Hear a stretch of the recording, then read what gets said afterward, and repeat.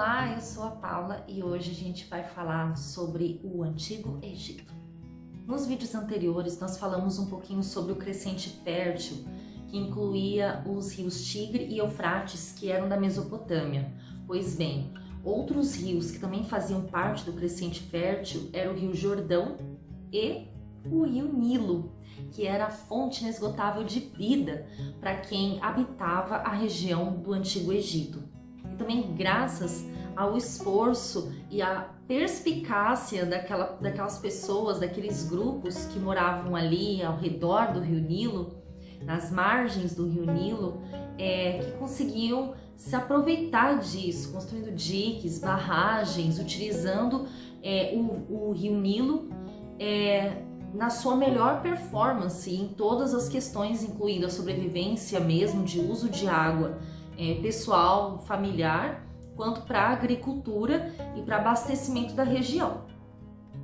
Quando o nível de água baixava, as cheias duravam de 3 a 4 meses. Então, quando essa água baixava, ela formava um lodo que era um fertilizante poderoso para que a agricultura ali desse certo e fosse um sucesso. O que eles produziam então? Eles produziam cevada, trigo, linho, papiro, cebola, alface, mel, cerveja, tecido, grão de bico, tâmara, uva, entre outras coisas. E o que eles não produziam ali era um sistema de trocas com outras regiões. Que regiões eram essas? Eles faziam normalmente trocas comerciais, por exemplo, madeira era algo bem escasso ali na região do Egito. As construções eram feitas com pedras que vinham do sul e do leste do Antigo Egito, e a cerâmica era fabricada a partir do barro das margens do rio Nilo. Essa região já era habitada desde 5000 a.C. e esses grupos, essas tribos, eram chamados de nomos. Então, conforme eles foram se aprimorando, algumas obras foram feitas e eles começaram a utilizar muito melhor todo o potencial, do rio Nilo. Eles precisaram escolher líderes que eram chamados de nomarcas. Então, normalmente era escolhido o mais sábio do grupo, ou então um membro de uma família que fosse mais poderosa dentro desse grupo. Por volta de 3600 a.C., alguns nomos começaram a centralizar o poder depois que se uniram. Os nomos unidos, que ficavam ao norte do rio Nilo, formavam o Baixo Egito, e os nomos unidos ao sul do rio Nilo formavam o Alto Egito. Por volta de 3200 a.C., houve uma guerra que resultou na vitória do Alto Egito, e aí toda essa região foi unificada. E aí que a gente começa a ter um poder teocrático, e aí que a gente vê a figura do faraó, que era como se fosse o deus na terra. O primeiro faraó foi Menés, e ele governou a partir da cidade de Mênfis. O período que nós chamamos de pré-dinástico vai desde 5000 a.C., que era quando os nomos ainda frequentavam ali, habitavam as margens do rio Nilo, até 3100 a.C., que ali que começa a era dos faraós, as dinastias. Mas aonde ficava exatamente o Antigo Egito? O Antigo Egito, ele se localizava numa faixa que ia de norte a sul, que é onde hoje fica o Egito e o Sudão. Essa faixa tinha 1150 quilômetros de comprimento, tinha 250 quilômetros de largura no delta do rio e entre 16 e 20 quilômetros de largura ao longo do rio Nilo. Curiosidades para vocês: o rio Nilo é o terceiro maior rio do mundo, com mais de 6.000 quilômetros de extensão e o único que corre de sul a norte. Outra curiosidade é que esse processo de desertificação dessa região começou mais ou menos em 10.000 anos antes de Cristo. E a civilização egípcia, ela começou no final dessa fase, desse processo de desertificação. Quando a gente fala de civilização, a gente já está falando mais ou menos ali em 3.200 a.C. Um parênteses que eu acho bem importante a gente abrir é que muitos estudos foram feitos nos séculos 19 e 20 sobre a origem étnica dos egípcios. Muito assim com aquele esforço de provar que esses povos não eram negros, até porque foi uma civilização assim que descobriu coisas muito importantes em relação à medicina, astronomia, matemática, escrita, agricultura, um monte de coisas. Mas o que os antropólogos e os historiadores falam a respeito? A gente tem que primeiro entender que não há nenhum registro referente à cor, até porque, pelo que a gente percebe estudando as antigas civilizações, a cor não era algo muito importante. Se fosse tão importante assim, teria algum registro sobre isso. E não tinha. Porém, alguns historiadores defendem que a origem era sim negra e outros que eles eram mestiços. Populações negras ao sul do Saara, onde hoje fica o Congo, misturados com caucasoides, ou seja, brancos, ou ainda afro-mediterrâneos. Mas há uma grande chance de os egípcios não terem sido brancos. Falando um pouquinho sobre o faraó. Ele era considerado um deus, então logo a gente já consegue entender que todos os cargos e as pessoas que ficavam próximos a ele eram considerados altos cargos e tinham uma grande relevância na sociedade egípcia. Eles tinham vários privilégios, com várias oportunidades de acumular riquezas, empregados, terras, porque eles ganhavam terras, eles não pagavam impostos, e entre esses cargos a gente está falando de sacerdotes, dos nobres, dos escribas, do alto escalão do exército, conselheiros. Mas quem que sustentava tudo isso? Porque era muita coisa. Ora, quem não tinha nada. Era a população ali que trabalhava. E além de trabalhar, às vezes, num pedaço que é para subsistência, eles tinham que entregar uma parte do que eles produziam para o faraó, eles ainda eram, muitas vezes, recrutados para trabalhar em construções. Algumas outras profissões como artesãos, oleiros, pedreiros, cozinheiros, etc., podiam trabalhar em casas e palácios em troca de vestuário e comida. A mobilidade social era quase impossível, até porque os cargos eram hereditários. Se o pai era médico, o filho era médico. Se o pai era escriba, o filho também era escriba. Mas a mobilidade era um pouquinho mais possível dentro da profissão de escriba e soldado. Falando um pouquinho sobre as construções egípcias, a maioria era feita de granito, basalto e obsidiana. Como que transportavam essas pedras imensas? Eles faziam como se fossem trenós e eram puxados por um monte de homens, centenas às vezes. As ferramentas eram feitas de pedra, depois eles descobriram o bronze, e a partir do século 7 a.C. eles já começaram a utilizar o ferro. Aí o que faltava para eles, como eu disse anteriormente, como por exemplo pedras preciosas, madeira, mármore, marfim, eles precisavam utilizar rotas fluviais e marítimas para chegar em lugares como Creta, Palestina, onde hoje fica o Iraque e a Jordânia, a Síria e a Fenícia, onde hoje fica o Líbano, e um lugar chamado Ponto, onde hoje fica a Somália. A maior parte da construção das pirâmides aconteceu entre 3.200 a.C. e 2.500 a.C. Para vocês terem ideia do tamanho de Quéops, Quéops em altura equivale a um prédio de 49 andares e de largura ocuparia mais de 2 quarteirões. Agora sobre a escrita egípcia. Tinham 3 tipos. A gente tem a hieroglífica, que é a que a gente mais ouve falar, e ela era sagrada, era mais utilizada em túmulos e templos. Também temos a hierática, que era como se fossem os hieróglifos, só que simplificados. E a gente tem a demótica, que era mais popular e utilizada mais no comércio.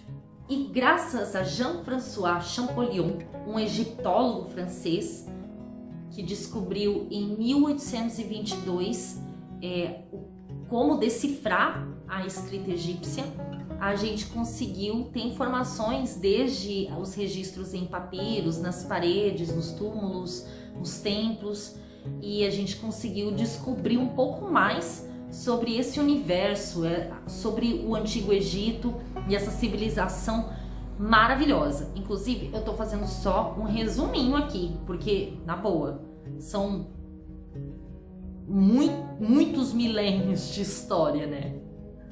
A religião egípcia era politeísta, ou seja, tinham vários deuses.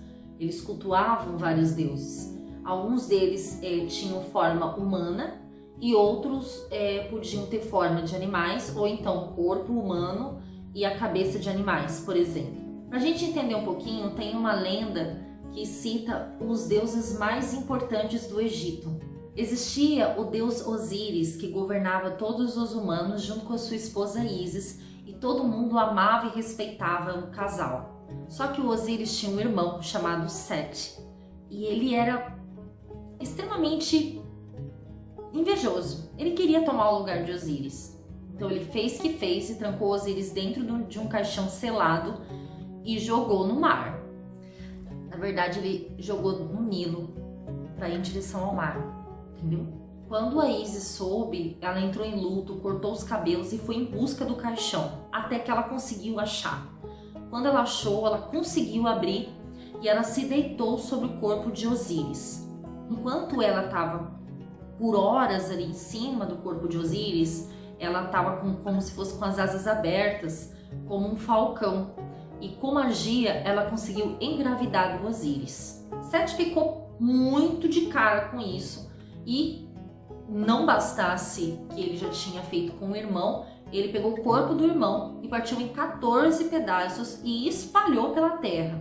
A Ísis foi atrás. Ela começou a busca por cada pedacinho de Osíris, carregando o herdeiro.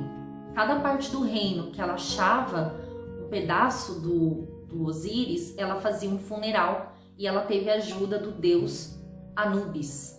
Com a ajuda do deus Anubis, ela conseguiu reunir as partes e ainda o embalsamar. Osíris voltou à vida, mas decidiu ficar no reino dos mortos, onde ele seria responsável pelo julgamento dos humanos após a morte.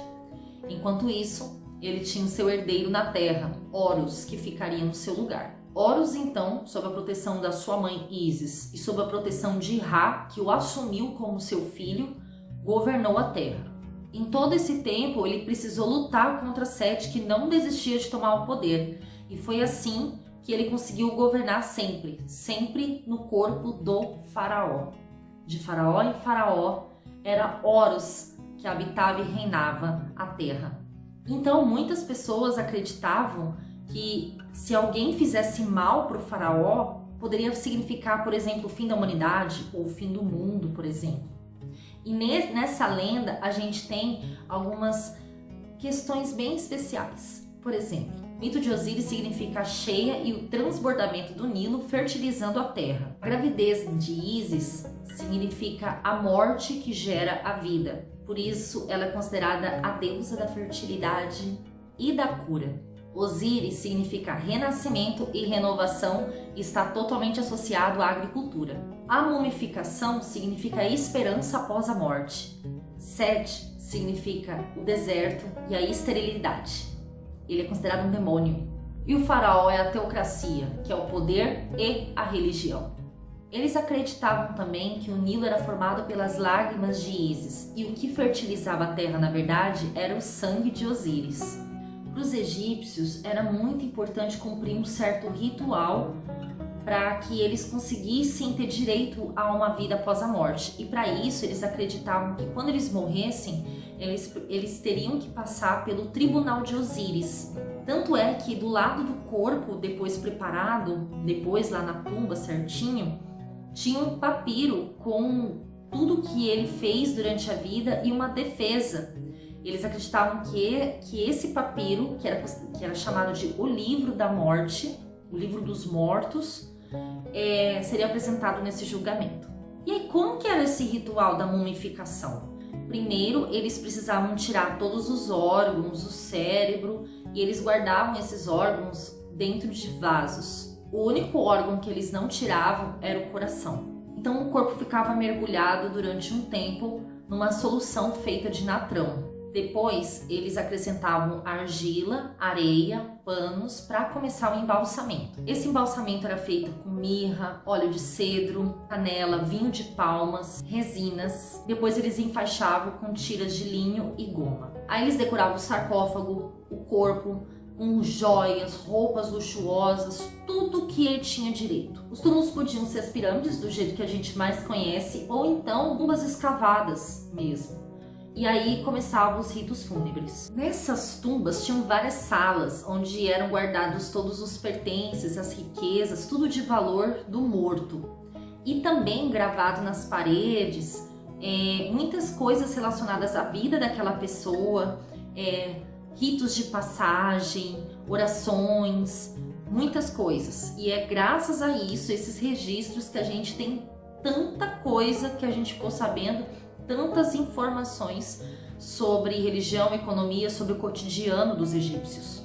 E graças a esses ritos de mumificação, eles aprenderam muito. Quando a gente fala de medicina, eles sabiam muitas coisas sobre ervas curativas, eles estudavam anatomia, eles conseguiam diagnosticar várias doenças como hanseníase, pneumonia, cólera, tétano, varíola. E eles também sabiam realizar vários tipos de cirurgia, como amputações e cirurgias oculares e cranianas. E as famílias, elas levavam muito a sério esses ritos, porque eles acreditavam que se isso não fosse seguido à risca, aquele ente querido, ele não teria vida após a morte e ele ainda poderia voltar para se vingar. Quem tinha acesso à mumificação, a todos esses ritos, era lógico que eram as pessoas mais abastadas, porque era um processo longo, muito caro, mas isso não quer dizer que somente a família real ou os nobres e sacerdotes podiam ter acesso.